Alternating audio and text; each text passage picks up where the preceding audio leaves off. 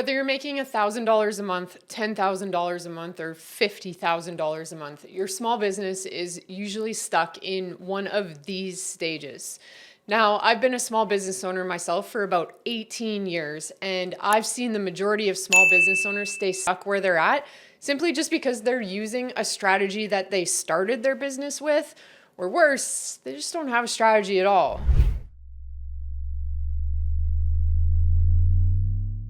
So today I'm going to show you how you can think about your business at each of those stages. Now, before we go into stage one, we have to understand the roadmap of sorts. And this is something that we do with our clients inside the CEO Clubhouse directly is I walk through their 30K roadmap staircase step by step.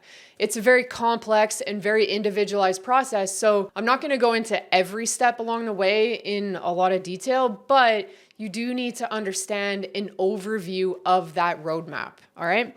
Now let's dig in. Now there's three critical areas that we have to tackle when it comes to building your small business, and your business will get stuck at each one of these sections relative to your revenue levels and your inputs and your outputs. The three critical areas that you need to take care of in your business is your marketing, your sales, and your team. All right. Now, this is really important, and it seems like total common sense, which actually it kind of is, but all it is really translating into your money, your time, and your mental space.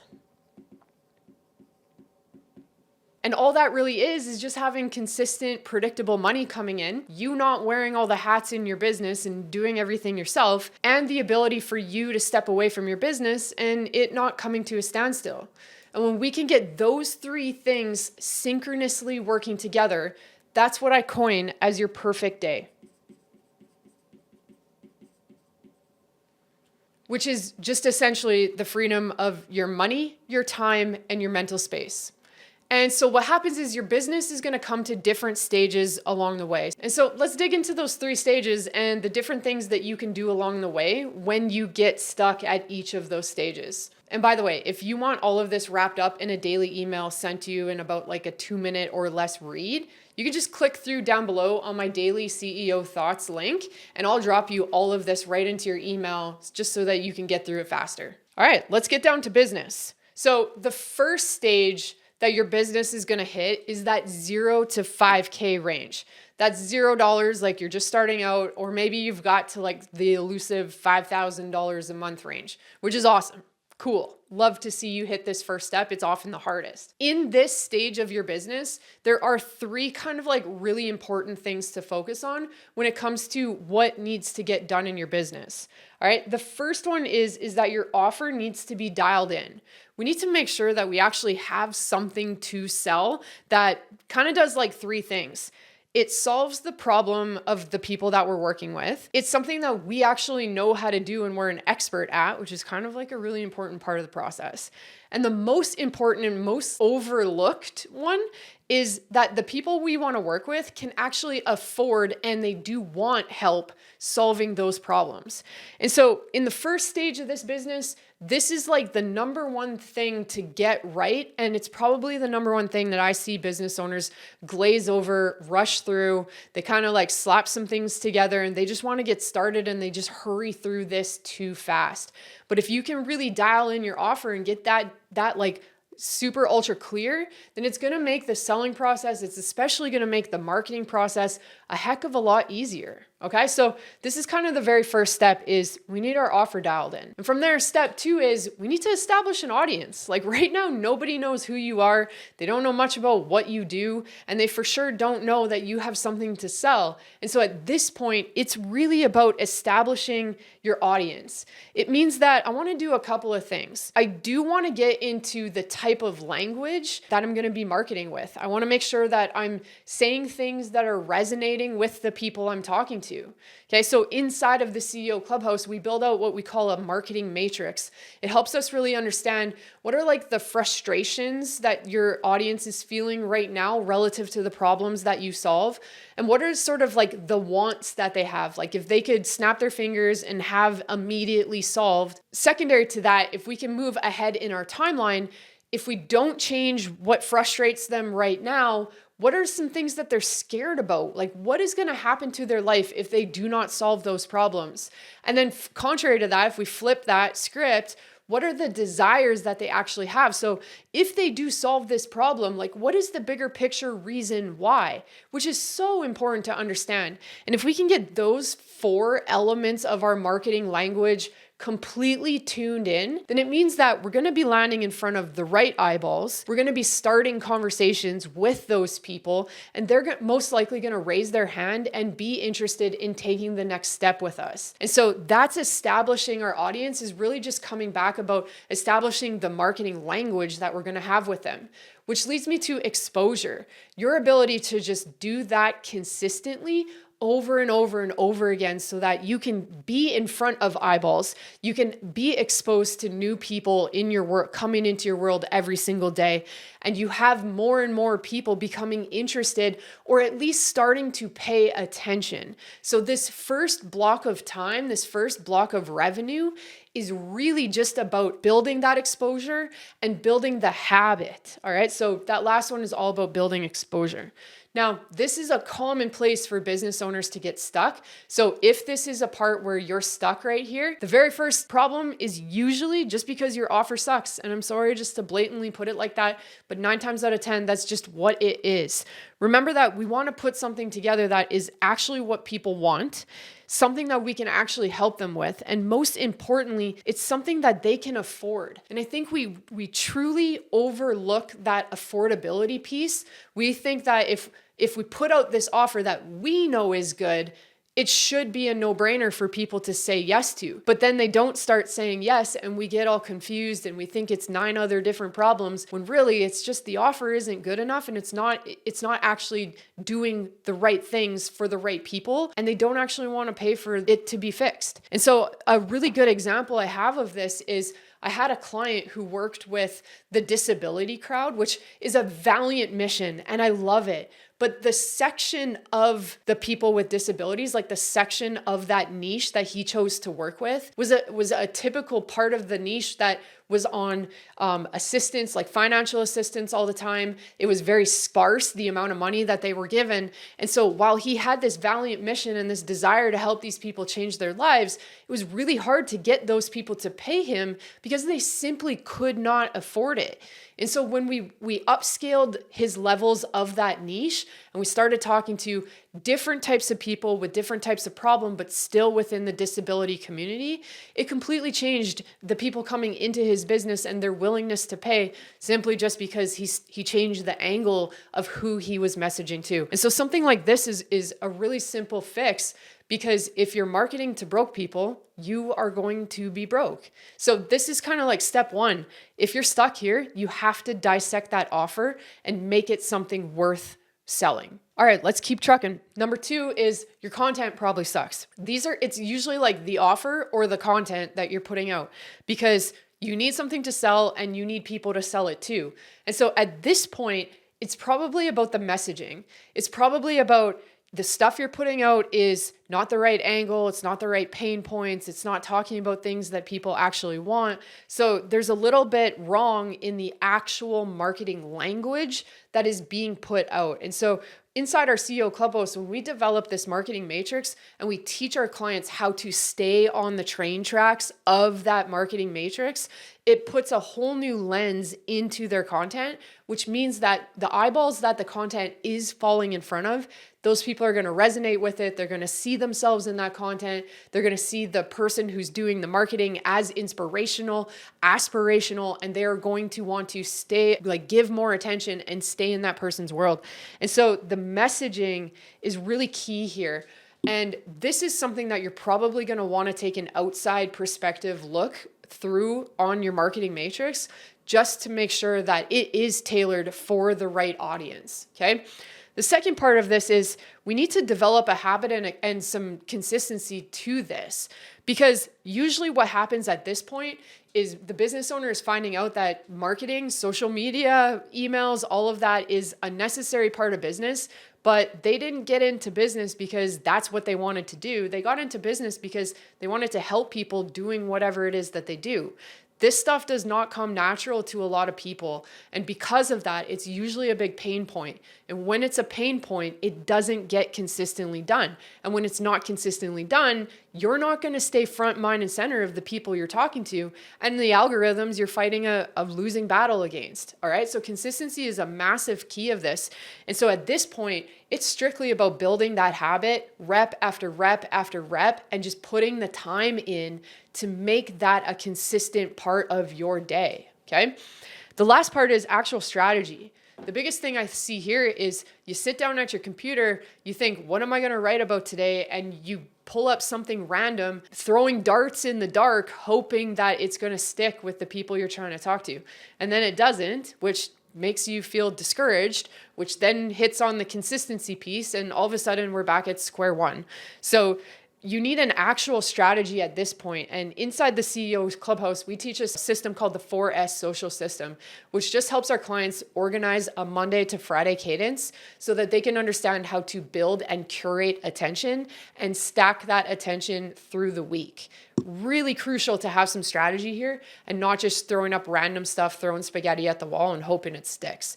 So if you're stuck in this part of business, if you just simply focus on these two things, that's going to help you elevate to the next level. But I'm guessing you probably rushed through these two things without any direction and just some happenstance. Okay, let's keep going. So the next stage this is like a critical stage, and this is probably the most common stage where business owners get stuck, the $5,000 to $8,000 a month range. It is such a tricky part. And so here's what needs to get done at this stage. At this point, you kind of know that your offer is all right. Like people are buying it. You've had some customers coming through. Obviously, you're making some money, but your sales process is still a little dodgy. You probably don't have any like streamlined systems here, but you know enough that if somebody says, hey, I want to work with you, that you can pull them through your system and get them into your world. The second thing that needs to happen at this point is exceptional delivery. Your only responsibility here is to collect case studies. Get your clients exceptional results, follow through on the promise that you sell, and then collect some case studies so that you can start banking social proof, because that is going to become massively important when it comes to your marketing in the next stage. Okay, so exceptional delivery is kind of like the name of the game at this point. And the last step here is we need to build our email list. At the beginning, it's more about getting in front of the right audience, verifying that our marketing messaging works, verifying that our offer is good. But now you already know those things. And so we need to make that fish pond as big as possible. And we need to build our long-term marketing strategy by starting with some of the very first steps. And that's building out our email list. Okay. So when you take stock of these three things, if you're stuck in the 5 to 8K mark, it's probably because we're underperforming on one of these three things. So let's dig in here. If you're stuck here, the very first thing I'm going to draw attention to is inputs and outputs. Because like I said, you already know your offer works. You already know that people want to work with you. And so it's just a matter of increasing your inputs in order to get more output at the end. It means that I just need more. I need to upscale my marketing. I need to get more content out more frequently and better content. I just need more volume of the things that I'm already doing. And 9 times out of 10, it's more opportunities to start and continue conversations. Inside our CEO Clubhouse, in order to reinforce this, we have a method called the Dirty 30. And what it is 6-week cycles. That's how we operate inside of the CEO Clubhouse, is in 6-week cycles, where they have a project they need to work on and focus on and work on completing in that 6-week cycle in order to scale their business another 5K per month. But in order to reinforce that habit and get that project complete, we use a Dirty 30 tracker. And what that is taking account for marketing, sales, and time or team related projects that need to get done every single day, but they're repeatable tasks. They're things that do not change from day to day, but contribute to the growth of the business. So for example, the marketing tactic is just simply like send a daily email or post your daily content. Your sales tactics might be like start 10 conversations, start 10 new conversations. It might be follow up with 5 alumni clients, so 5 people who would have worked with you in the past. And just having a consolidated spreadsheet or tracker or place where you can take stock of all of this happening is critical to building the reps, the habits, the consistency. And when that stuff stacks over time, that's where the gold is. And so inputs are not equaling your outputs if you are stuck here generally. It means you're kind of floating around comfortable, and that's how we know we're stuck, okay? The second part is we're probably talking to the wrong people. Now, in the beginning, we can get by, but if we want to grow, we have to like really dial in that marketing language. And so there's still a component of your marketing language that's still off if you can't seem to break through that 5 to 8K. And usually what is the problem here is like we are talking to high level, like things that are way too big of concepts for your audience to understand that you are the person to supply that promise to them. And so a lot of the times when we dial down of just like the ChatGPT vanilla content, the global concepts you're trying to teach, and we get more attuned to what are the feelings and the emotions that your audience is really trying to work through, that's like key to amplifying our message a little bit more. The other part I'm going to say is the wrong part of the niche. And so this kind of goes back to the story I told you about my client, and he was trying to market to people who didn't have any money. We can also look at this at where the stage of your prospect is in their journey. So for example, if you are like a coach or a consultant and you work with clients who bring money in, much like I'm speaking to you right now, if you market to what we call the baby turtles, those are the people who are like just fresh out into their journey. Well, they're not making money. And so to ask them to pay you a lot of money for the promise that you deliver is going to be like swimming upstream a lot of the time. So you can also like up level through your niche where maybe you talk to people who are already bringing in money and it makes sense for them to invest a couple $1,000s with you, okay? It means that there's no shade on anybody, but maybe it's you're talking to like super, super, super time heavy, busy families or busy adults who are like chasing kids around all day, and you're trying to sell like a program that helps them get back their time, but how you're communicating that disconnect is just not landing on there. So there's some part of the niche where if we need to, you can jump up a level and speak to a different level of that niche, okay? The third thing is data collection. This is the biggest pain point I see of when people first enter into the CEO Clubhouse. So because in the CEO Clubhouse, we work with business owners who are stuck in this very specific spot, this 5 to 8K a month range, this is not something that exists on the radar for them. Tracking data is not something they know how to do. It's not something you usually do. It's maybe something you tried to do once, but it didn't work out, so you never did it again. Or it's just something you don't understand why you need to do. But data collection is so important because it's going to show you what's actually working in your business and what isn't. So data collection is like how many leads are coming in, how many consults are you having, how many sales are you making, basic metrics like your money metrics, how much revenue is coming in, new clients, lost clients, all those types of data points. It's so crucial because it helps redirect your attention to what the story actually is. If we try to make business decisions just based on what we feel is going wrong in our business, we're going to get tied up doing things that either they're things that we're comfortable doing or things we want to be doing versus the stuff that actually needs to get done. And so that will reorientate us and keep us focused on the things that are actually the problem. And that helps us ultimately make better decisions. And the last kind of part that helps people break through this 5 to 8K a month sticking point is just an actual strategy. Because without this, you kind of still keep the beginner approach to everything that you do. What started your business is not what's going to get you to 10K a month. Okay? We need to have an actual strategy that is going to both build and curate attention so that we can stage the outcome. It means that in our marketing, We have specific structure we're following for how we craft the message and how we deliver the message. And then that strategy brings us to a point where we can invite people to work with us instead of randomly slapping up, hey, I have spaces open. Do you want to come along? Okay. So actual strategy is the thing that's going to get you through the doors here if this 5 to 8K range is where you're stuck at. Now, side note here, this is exactly the starting point for when clients come into our CEO Clubhouse. So if this is where you are and you know that these 4 things are problems that you need help with, just go to Instagram, find me at Taryn Dubreuil and DM me 99 and I'll know exactly what you're talking about and I'll get you set up with all the details about our CEO Clubhouse. Okay. Now, let's talk about this elusive last kind of like really big jumping stage. This is the 10 to 30K range, okay? At this point, the business is kind of trucking along. Things are looking good. You're really comfortable with what's happening. You can kind of see your future starting to work out like you wanted it to, but it still is pretty far away. Here's the things that you need to get done at this stage. We need to continuously grow our contact list.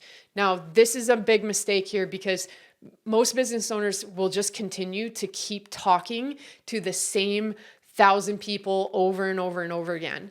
And those same 1,000 people only want to hear what you have to say. They only want to be sold to so much. And once you burn through that capital, nobody on that list is going to buy from you. And so at this stage, it's all about trying to make your contact list as big as possible. One of the methods we teach inside the CEO Clubhouse is adding ads to our organic content because that was some of the beginner steps that we were doing at the very beginning. Ads are important. It helps us get in front of a very curated audience that we're curating that message for. It helps bring new people into our world that we might not have had accessibility to. But a lot of the times business owners feel hesitation towards this because they either did it wrong, they didn't understand what to do, they didn't have the knowledge on what to do, or they just like boosted a post and it got nothing for them. And so they deemed that as ads. That's not ads. It's just a step in the process. So we want to be growing our contact list here and feeding the beast, essentially.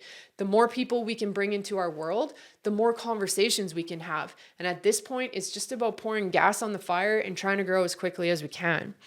The second thing we need to do here is start building systems.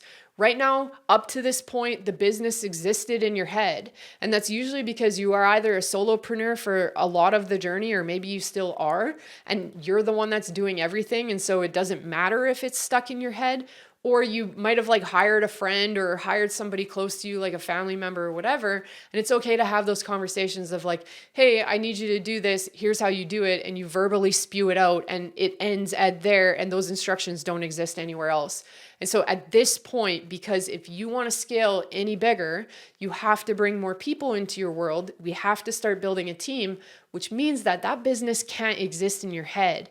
Usually what happens at this point, if it stays in that process, is you hear yourself saying things like, they should just know, and why can't they do XYZ?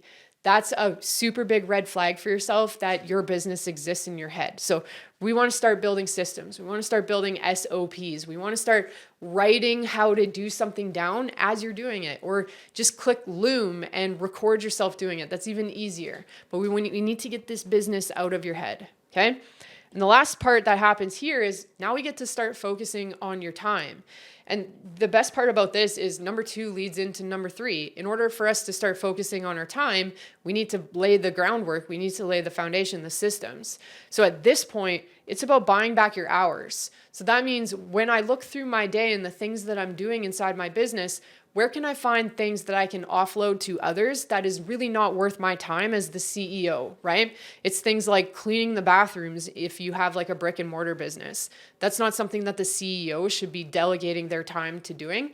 It's stuff like admin work or, maybe filing the bills or whatever it might be. Those types of things are low value tasks. And we want to hire people who are like, that's their jam. That's what they love doing and they're good at it. And we can also pay for that value and that task, as opposed to paying your CEO dollar per hour rate on that is just not worth it. And once we start to do that, then we can reinvest your CEO hours into stuff that actually grows the business. And so now we get to amplify your inputs and outputs on the sales and marketing sides of your business. This is kind of first crucial step. When you can go back into those roles as the CEO, now you get to turn the intensity dial up, you get to learn some things, you get to try new things, you need to collect new data, and you get to essentially push that train down the tracks, because sales and marketing as spent by the CEO, as done by the CEO, as having CEO hours invested into those things, amplifies it astronomically. And so that's why you can't do everything. Okay, which essentially leads me to you behaving like a CEO. This is where we tend to see the maturity level rise of the business owner. You get over the mindset that you don't need to do everything. You need to do what is going to grow your business. So you actually begin to behave like a CEO. So if you're stuck here, the very first thing I'm going to tell you is try not to skip steps. Okay. It means that somewhere along the process, you tried to go too fast. You tried to jump to ads before you had like your sell by chat process down. You tried to jump to sending out 5 emails a week when you didn't really focus on the messaging. You tried to make a bunch of hires, but you didn't have the foundation and the SOPs built properly. So at some point, there were preceding steps that have holes in them that were not patched, okay? The second part is you're not collecting data. So if you get this far and you have no idea what's going on objectively in your business, it's going to be hard to continue growing, because at this point, you're going by a gut feeling, and that is not the way to build our business, okay? Which means that we're just wasting a lot of time and money, and we don't want to be doing that at this point. It also might not feel as painful at this point, because if your business is doing between 10 and 30, you've got some comfort built into your business. So you might not feel it as much. And that's why the data becomes even more important, because it'll show the holes in your business that you just subjectively are avoiding looking at. Okay. The second thing that kind of needs to happen here is we need to upskill ourselves. What got you to $10,000 a month is not going to get you to $30,000 a month, because you only know what you know. You don't know what you don't know.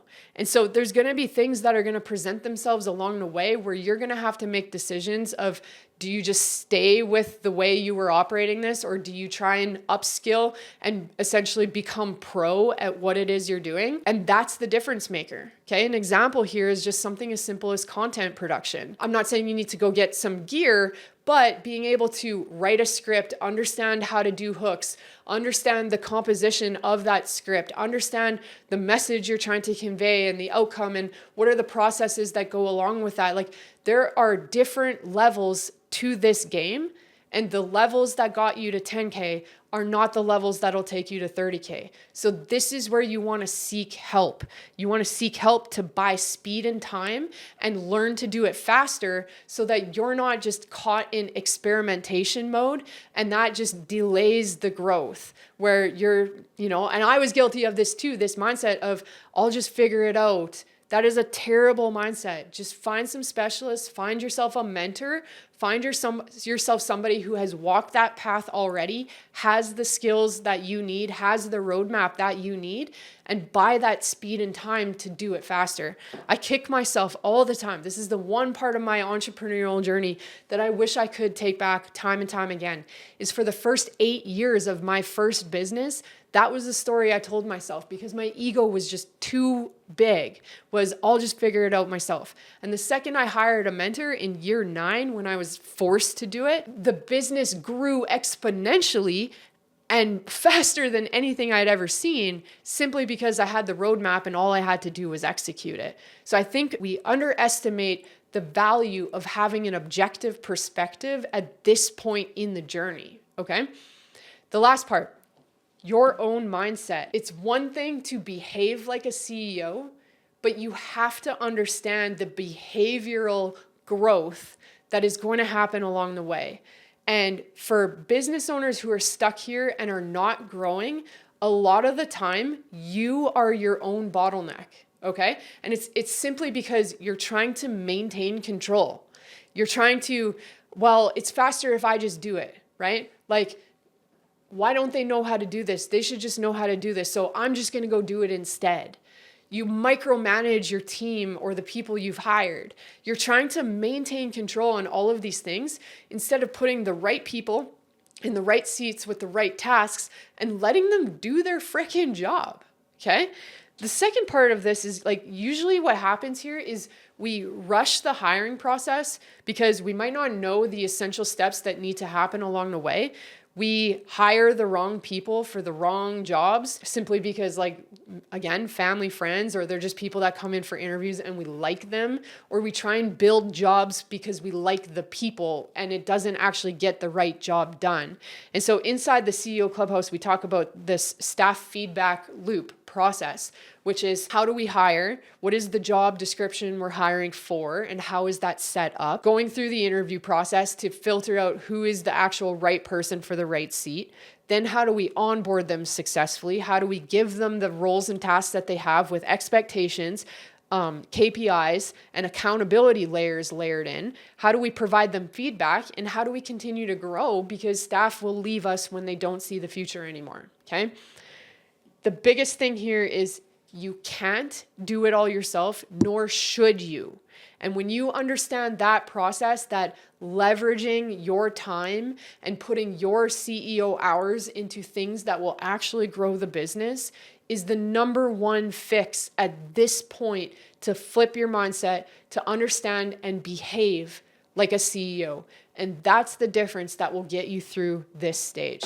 All right, guys, I hope some part of this video was valuable for you so that you could understand where you are in your business right now. What are the steps that are essential for you to be working at right now?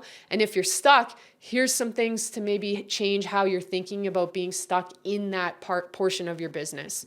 If this was valuable for you, share it with a friend. Leave me a comment below about what you could take away. And then what I'll do is I'll drop a video here in the top right-hand corner. This is the whole 30K roadmap mapped out for you, and you can watch that and figure out where it is that you need to focus on to continue growing your business. All right, cheers, guys.